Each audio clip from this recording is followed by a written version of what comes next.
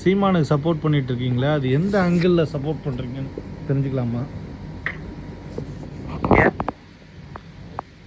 இல்லை, விவசாயின்னு போட்டு சீமானுக்கு சப்போர்ட் பண்ணுறீங்களா? அது எந்த ஆங்கிள், எப்படி வந்து நம்புறீங்க சீமானை அப்படிங்கிறத தெரிஞ்சுக்கலாமா?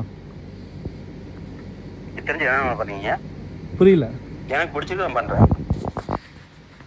இல்லை, நீங்கள் உங்களுக்கு பிடிச்சிருக்குன்னு பண்ணுறதுனா எனக்கு சீமான் பிடிச்சிருக்குன்னு சொல்கிறது வேற. ஆனால் விவசாயின்னு சொல்லி பண்ணுறது அது பொதுநலம். அது எதுக்காகன்னு தெரிஞ்சுக்கலாமான்னு கேட்டேன்.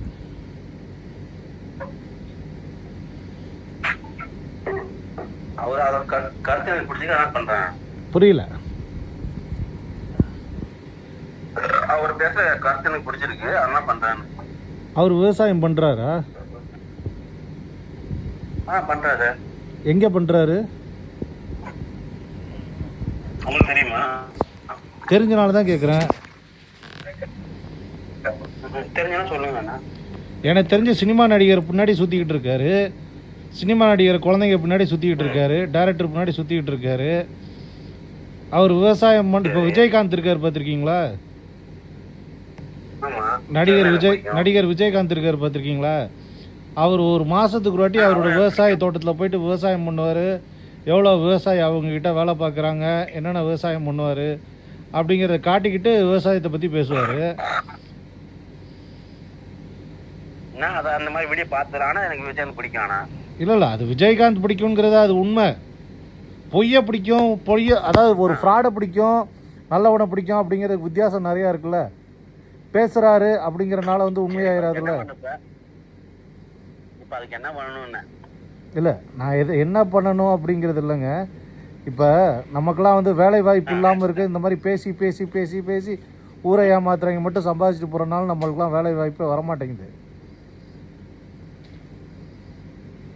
வேலை வாய்ப்பு நம்ம தேடிக்கணும், வேலை நம்ம தேடி வராது.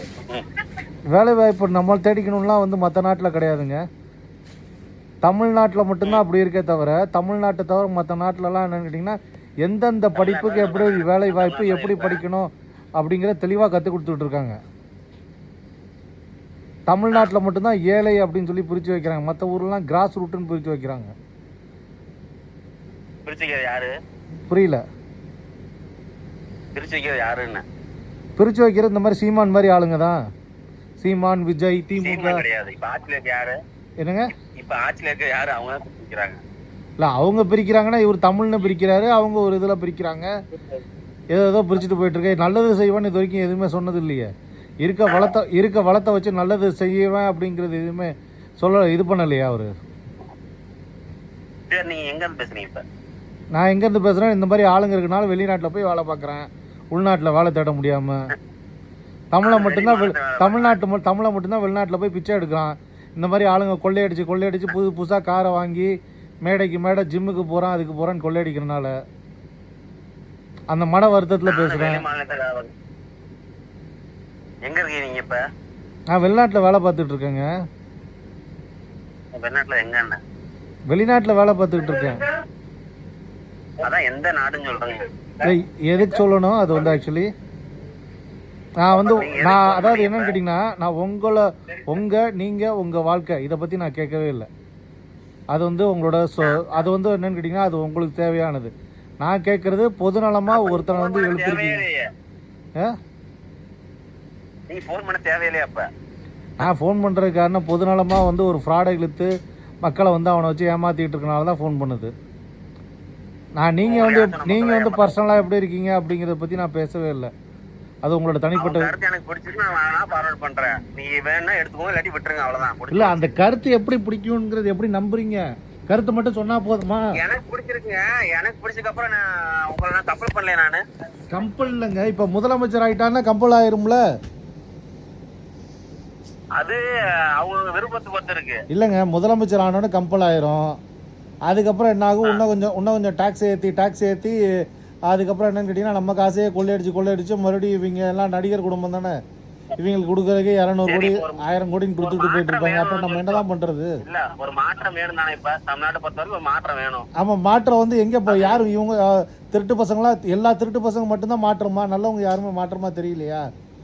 நீங்க என்னங்க போட்டா இல்லை அது ஓட்டு நீங்களும் போடணுமே, அதனால தானே கேட்குது. எல்லாரும் சேர்ந்து போட்டால் தானே வந்து நல்ல மனுஷன் வருவான். திருட்டு பையனா வந்துட்டு இருக்கானே. நான் நோட்டாக்கு தான் ஓட்டு போட்டிருக்கேன். நான் சீமானுக்கு போடல. இல்லை நோட்டாக்கு ஓட்டு போட்டால் அப்புறத்துக்கு சீமானு சப்போர்ட் பண்ணுறீங்க?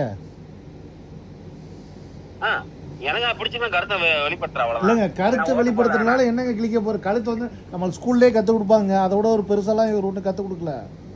நீங்க போன் பண்ண வேண்டிய அவசியமே கிடையாது. உங்களுக்கு பிடிச்சதே உங்களை விட்டுருங்க, அவ்வளவுதான். இல்லை ஃபோன் பண்ண வேண்டிய அவசியம் இல்லைன்னா நீங்கள் பர்சனலாக வந்து உங்களுக்குள்ளே மட்டும் வச்சுருந்தீங்கன்னா ஓகே. நீங்கள் வந்து பப்ளிக்காக ஃபேஸ்புக்கில் போகிறனால தான் போடுது. மரம் வளர்க்குறதுக்கு சீமானுக்கு என்ன சம்மந்தம் இருக்குது? இப்ப நீ போன் பண்றது எனக்கு என்ன சம்மந்தம் இருக்கு? இப்ப என்னங்க, மரம் வளர்க்குறதுக்கும் சீமானுக்கு என்ன சம்பந்தம் இருக்குது? சீமான் எத்தனை மரம் வளர்த்துருக்காரு? இல்லை விவேக் மாதிரி உங்களுக்கு எனக்கு என்ன சம்மந்தம் இருக்கு? இந்த திருட்டு பையனை போட்டு இப்போ முதலமைச்சர் ஆக்கி மறுபடியும் எங்கள் பிள்ளைங்கள்லாம் வேலை வெட்டி இல்லாமல் பண்ணிடுவீங்களான்னு பயத்தில் தான் ஃபோன் பண்ணுது. உங்க வீட்டுல வந்து புரியல. அவர் வந்து உங்க வீட்டுல திருநாராயண அதானே பண்ணிக்கிட்டு இருக்காரு. இப்போ என்ன பண்ணிக்கிட்டு இருக்காரு? இப்போ இதை அவர்கிட்ட இருக்க காசை வச்சு வேலை வாய்ப்பு உருவாக்கி கொடுத்துருக்காரு நம்மளுக்கு. போராட்டம் 85 வருஷமா போராடிக்கிட்டா இருப்பாங்க ஒரு நாட்டில்.